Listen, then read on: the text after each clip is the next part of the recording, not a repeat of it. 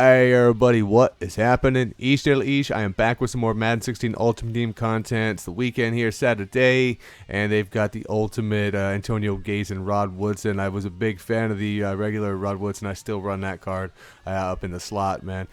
Doing work. So we'll go out and see what they have out in the store, and we got red zone packs.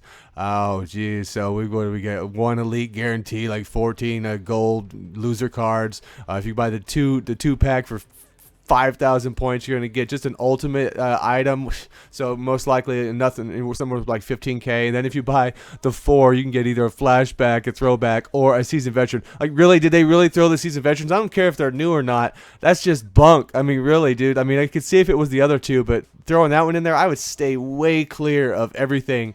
I'll buy one of the normal packs, but you see the Frank Gore, no speed on that. Mathis, no speed on that. Both of these cards are very underwhelming. I wouldn't use either one of those. Darnell Dockett's going to be a defensive tackle instead of an end.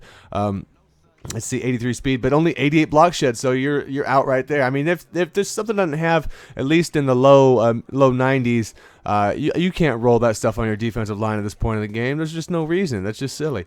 Look at some of the ones that also were out in the last edition, the last update here. Anything over the 95 you might get, and you also can get the bunk ones. There's like basically you get so many chances at a bad card with this topper because of the seasoned veterans, and these are just the higher end ones here only.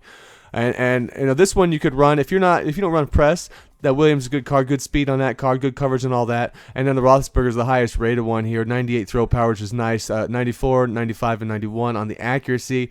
You can get that anywhere really. So unless you're just a big Roethlisberger fan, then you can mess around with that. And Santana Moss, let's see. And these are just fresh. These just came out, and they're obviously going to plummet. So if you pull it, you get to sell whatever you get. Santana's going to be a good speed guy, obviously good, decent slot, kind of low catching traffic. But if you run like the SP stuff, you'll get a boost in that. And Jason Peters, which is in the last update, is a very nice card. That's probably the only one that I would want to use out of that whole bunch myself. And look, all right, so we'll go in. We'll get one of these just awful looking packs. Incredibly overpriced packs here. And see what we're going to get. See what our one elite, because we're probably only going to get one elite out of the whole bunch, the way that these guys, with the odds and all that. Which isn't a big deal because there's not really a ton of elites that you can even pull that are worth anything.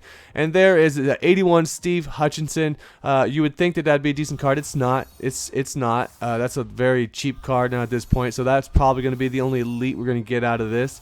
Like I say, 23 bones. And then the toppers are both just horrible.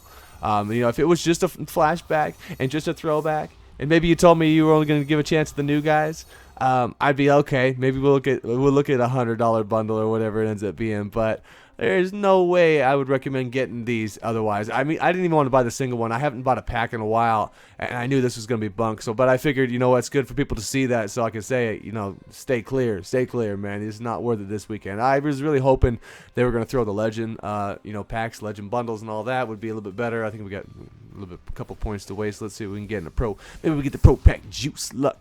Possibly, and we're going to get just a Jeremy Hill for the gold, so nothing out there. But, at least with the other ones, if you don't mind taking the time, you can put together badge packs and sell stuff. When you get that bunk, red zone pack, you get maybe one badge pack, because you can sell. You can get about, that's it. You can get a 10 badge pack. That's pretty much what you're buying, is a crappy elite and a 10 badge pack. So essentially what it works out to being. So let's go in the solos. There was a nice update though. We did get the NFL Journey 3 has dropped now.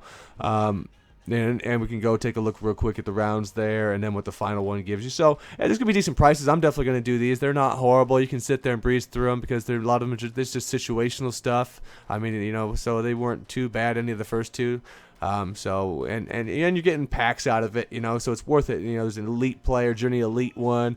When you get in the final round here, Journey Game Changers, and then what do we get? More tokens, I guess. So Journey Elite player packs, and then an Ultimate bundle. So that's for the final round of that. And then real quick, we'll just pop into the roster screen just to see where I am at with it. Just for if you're new or you haven't seen what I've been rolling with, I haven't made too many changes. We're still only 95 overall with this one, but I do have the McFadden running with, along with the 95 David Johnson, which is probably the two most recent changes here. Still thinking about possibly doing something in the other positions, but for right now, I'm gonna rock this one out. Obviously there was the new Marcus Allen that was put out, which just looks amazing. That's like the set master, and the Marcus Allen has a 97 speed, 102 acceleration, 84 strength, 100. For agility, which is amazing. 95 stamina, 100 carry. And what's he got? 92 truck, 97 stiff, 98 elusive, 97 spin. Just insane, man, with that card. And the catching on it is great too. The 91 catch, 93 spec. And so, that one, would be great. I mean, just great one day. But right now, looking at Mike Evans here at tight end, and this is, the trouble here. I want to get a new tight end and actually back to a regular tight end. But this guy's such a beast. As you can see, when you match him up against other tight ends, he just kills the tight end. So it's kind of tough to go away from that. But maybe the Delaney Walker, possibly. So here we go. We did pick up the Iraq bow. The Zadarius Smith, we've been running forever. Fortunately, I did buy a Iraq bow yesterday, so I overpaid for him. It was late, and he was the cheapest one on the block, obviously, but still, he definitely dropped a lot. He's only like 70K right now, last I saw, so I would really recommend getting this one. There he is on the edge against Lawrence, but more Zadarius is probably the guy I've been using. And against Zadarius, he does lose like 2 in the block shed, but he gains so much in all the other areas that it's really worth it, I thought, to pick him up. So if you're looking for maybe a 3-4 cheap end over the right end, that price is pretty good, I would say. And, and that said, there's not, like I say, most of the other stuff that I was running here is going to be pretty much the same, but unless you hadn't really quite seen who I'd had before on the squad there. I'm trying to get some new blitzes and stuff like that out of the nickel prowl. I found one that's been fairly effective. I can mix in with my man coverage out there. And see in the back, I did also pick up Steve Atwater, newer to the squad. I had the Jenkins out there, Stanky Jenkins, but I just felt for the 400 and whatever K I got for him, he wasn't worth it. He'll be worth picking up later, but for now, we'll see you all later.